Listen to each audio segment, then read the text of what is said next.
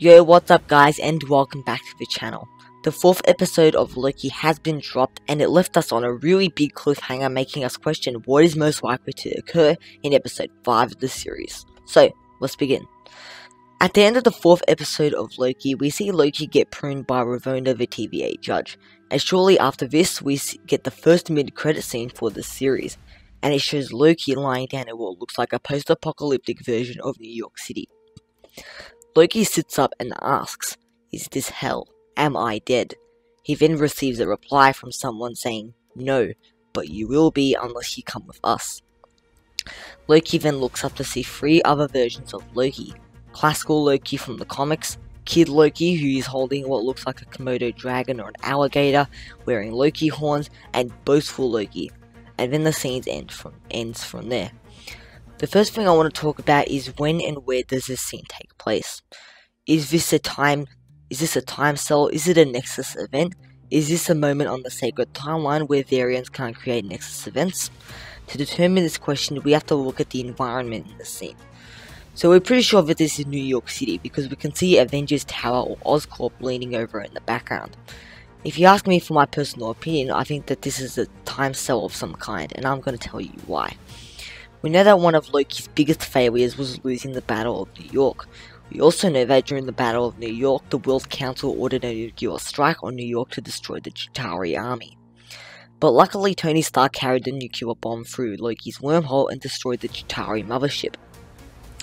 Maybe all the Loki variants who get pruned or deleted from the TVA get thrown into a time cell alternate reality where the nuclear bomb ended up destroying New York along with the Chitauri and Loki's wormhole, and the Loki variants are left to roam a barren wasteland and live in their failure forever.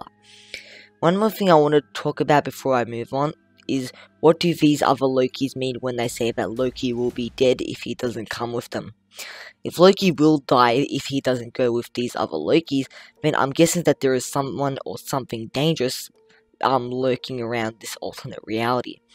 I'm not sure if maybe the TVA has put something dangerous in this reality on purpose to torment these Loki variants, or if this danger is a part of the aftermath of this apocalypse. I mean, maybe this danger could be too much nuclear radiation from the bomb, or there's even a possibility that Thanos is hunting Loki down for failing him. Now, the last thing I want to talk about is how will this lead to Loki becoming President Loki and how he will get back to Sylvie. We all know that Loki is a relatively slimy and ruthless being. Though he's cunning and intelligent, he also lacks humility and maturity, and he's unable to admit his flaws. In the past 4 episodes, we see him realize that his entire life is a joke, and he's always been destined to lose. Because of this, he's become more mature and resilient, and he's even able to have a romantic connection to Sylvie, which was so chaotic that it created a Nexus event. Maybe because he's the most mature and trustworthy Loki out of all the Loki variants, he'll then make his way to become their leader, and maybe because of this he'll find a way out of this alternate dimension and make his way back to Sylvie. Well, it looks like that's the end of today's video. Like and subscribe to the channel if you enjoyed it, and turn on all notifications so you don't miss out on good videos like this one and better ones upcoming. Bye for now, and I'll see you in the next one.